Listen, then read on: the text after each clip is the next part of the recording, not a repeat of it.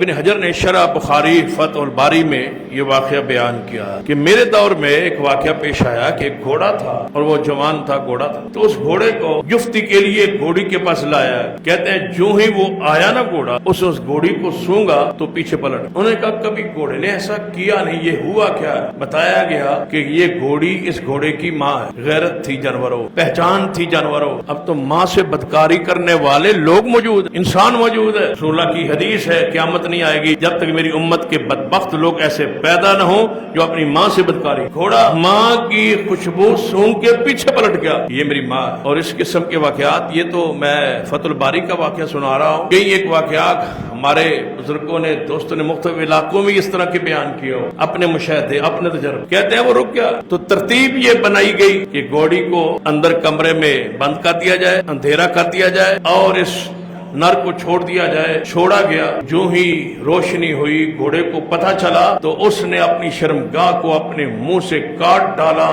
اتنی غیرت کی کہ مجھ سے ماں کے ساتھ مجھ سے جفتی کروائی۔ یہ غیرت تھی جانوروں، اس دور کی بات کر رہا ہوں جہاں جانوروں میں غیرت تھی، اور جانوروں میں آج تک ہے۔